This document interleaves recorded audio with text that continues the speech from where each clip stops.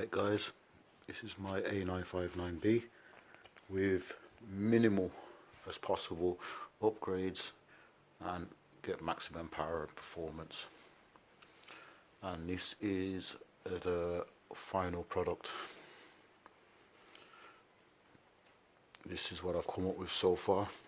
I might come up with a better wheelie bar soon, but that is just the first attempt at a homemade one. Does the job. Coloured in the wheels and stuff in the insides. They are the A959B wheels. Gave them a little bit of black to them. You can see a bit of the bodywork cut through for the heatsink. I do have a fan. I did have a fan on there. Obviously when you connect the fan you drain a bit more battery power. Using a 2S LiPo at the moment in there, 1500 milliamp.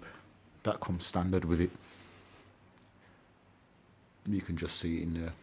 Obviously my EC and motor are brushless, sensorless motor, so 60 amp ESC. So this combo which came together is 2S 3S compatible. As you can see, I put the spoiler from the rear on the front, giving it that F1 style look. And hopefully at higher end speeds it will keep the front end down on the floor. Well, that's what I'm hoping.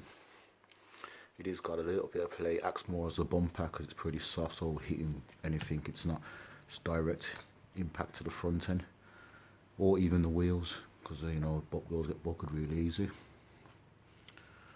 So it's just a rough attempt really. I've not built this for bashing. This is only purely for tarmac and high speed runs. You know, open areas, bumpy roads and all the rest of it won't work with this. When I hit the brakes, the spoiler sometimes scrapes the floor, so I want to be on a smooth surface, it doesn't dig in. And the same again, if I come down to the back, when this car wheelies and it presses down, can you see how low? So we'll get slight sparks or rubbing off the rear. Well, it won't spark because I've took off the metal rear bumper now, which I will put back again and drill the holes in. I just haven't drilled the holes in it to fit the wheelie bar because I'm not 100% sure if I'm going to keep that wheelie bar. We'll see what happens at high end speed. So as you can see, I've not had to upgrade all the metal parts, still running. You can see plastic chassis. And I had to cut that screw out. The original motor did not want to come out of the car. Just rounded off and snapped, and another bolt in there. As soon as I was turning it out, it just snapped off in there, like they glued them in and they didn't want you to take them out. So yeah, I was a bit annoyed. Simple fix, bit of plastic, drilled holes, screwed it in, make sure I lined it up all straight. But as you can see, changed the bearings and left everything else standard. Changed the shocks, oil filled them with thick oil. Change the shock towers just for that stability. If you do roll it and stuff, you can see I've got the metal bumper there. Took the rear off purely because my wheelie bar was on my all metal one, which I'll give you a quick look around. So yeah, it's just got the plastic bumper, drilled 2 holes and just screwed in some bolts. Simple, just a normal, like a hinge, 2 pieces of metal, gave them a twist, pair of pliers, just twisted them the opposite way to each other, bang a simple bolt through, some bolts and washers, that's it. And that wheel came off an old like table leg kind of wheel, so you know, simple as that, does the job.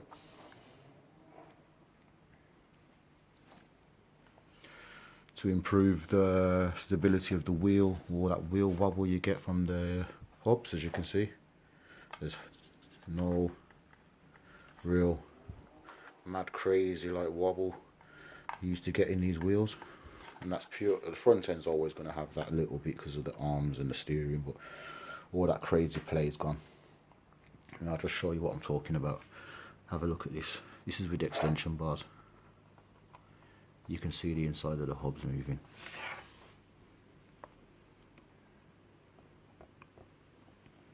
That little bit of play in the arm, that's the suspension arm stretching on the other side. All this makes a difference, vibration, everything. Where's your bearings even more, vibration loses all the screws, and this is why when using metal, Loctite everything. But yeah, the bearings on this, I went through a set of bearings, and I'm on my probably third set of bearings. It just grinds them out to nothing. You just start seeing little rings around your drive shaft. It's the bearings just grinding away to nothing because there's so much play. I brought a pack of the little, I don't even know what they're called because I'm quite new to RCing. Sorry about the picture there. These little arm things inside, whatever they're called, for what you screw your wheels to. I brought a set on eBay and they came black, different type of metal and slightly different style. You can see the groove on the edge isn't so curved, it's more sharper edge, so it's a lot more flatter surface, so when it goes into the hub it sits firm and it doesn't wobble so much like these wobble in the hubs. So that's why there's not that play. Fits so much better. One of them actually fitted too tight, so you tighten the wheel nut, it was quite tight to turn. I actually found a different plastic hub from, obviously, stripping the first one I brought. I had all the plastic parts from that, so plus somebody else had given me one as a spare chassis which came with some hubs. So I found another hub, swapped them around, it just seemed to fit better. It was that like 0.5 mm too much. But yeah, so I know the hub worked perfect. You can hear the sound of it now. There's only one thing I'm going to do to it I haven't done yet, which I'll show you, because I want to just run these in first and see if I even need to do it, because I'm trying to do as little as possible. Right there, just come today as well. All your differential end of your drive shafts and all the tiny little cogs inside your differentials. So if they strip, they're going in, because then it'll be a must. If you can handle what I'm running it on, and I do only want to run it on a 2S with a brushless 1/10 motor, 60 amp EC. I don't really want to run it on 3S unless I can find a small square battery 3S, then I might. But then I might definitely have to change the diffs. But I'm not changing the casing or anything, leaving them as plastic. They fit and seat themselves well. Don't have to keep worried about screws coming out. Just try not to open and close them as much, because you'll strip the threads and then you will need to change them. So this is it. I haven't done a speed run on it yet. The cutout looks really nice and works really well with this heatsink. I originally had it cut out because I originally had that sticking out of it through the cutout, just sticking out through the top of the cutout. But as I don't really want to drain the battery so much running the brushless, which is going to drain the battery even more, it's not going to get hot enough running this small battery, so the heatsink will do just the job. Perfect. And as it sticks out through the hole perfectly as well, it was just a blessing really. So it's not stretching the bodywork, and the air is obviously going to cool it. And it just looks really cool. And that's my A959B. Minimal upgrade as possible. Then the simple little things just to make it all handle better. Putting washers in there. You see I just black pen marked them as well to try and blend it all in, but it's rubbing off a bit. I do that to a lot of my little silver bolts, and I'll just get a black marker pen, permanent marker, and I colour them in, but I've been undoing them all today and stuff, so a bit of it's rubbed off. I've got some blue cylinder shocks coming. I might put them on it, or I might put these shocks on it. I'm not sure yet. Or I might just leave these, I'm really not sure yet. But definitely going to put even thicker shock oil in the back to what's in the front. The front's got 650. I'm going to put 900 or 950 in the rear. It just needs it because it's just so bouncy. But yep, here's my full metal upgrade. Every part in here is full metal upgrade apart from these arms, because they're just not really needed. The flex that these give stops you buckling your wheels as much. It's as simple as that. Yep. This has got metal diffs, metal, everything metal apart from inside the differentials. They're still plastic, but the casings are all metal, everything's metal. As you can see, this arm is actually twisted and bent. This is metal for you. You can probably blatantly see this one's coming inwards. The whole arm here is bent. I did twist it back as much as I can, still bent. A959B, all metal. Once it bends, it stays bent. whereas plastic's going to flex until it breaks. Otherwise it's going to stay straight, so you're going to keep running straight for a lot longer. Whereas that, it's, well, it's pot luck now, innit? If you go straight, or if it power slides and spins out, and the vibrations. And so I don't think I'll ever really use this again. I think I'm going to put the standard motor back into it and literally just stick it on the shelf with the cape top on it, because it does look nice when it's all together with my blue wheels and everything I have for it. But I won't drive it again, because this is my new toy. Man, this thing goes, as soon as you touch the gas, bang, it's gone. Doesn't wheel spin, it just shoots off, or it's on its back wheels. And if I wanted to go faster with the motor and everything in there, I can bang in this, swap my cover over to this cover with the front cut out, so I can stick my EC on the top in the middle, which will stick out through the cover, and then I can put a battery all the way along the side, because I've already cut all the insides out to be able to fit the battery. I'll give you a quick look now before this video drags on too long. And there you have it, simple. Receiver, motor, EC, as simple as that. I'll give you a look at what motor it is. You probably have already seen this motor from my other videos. There you go, 300 kV, 4-pole, 1/10 scale motor size. Exactly the same size as your brushed motor. These connectors running it, and that's it, simple as that.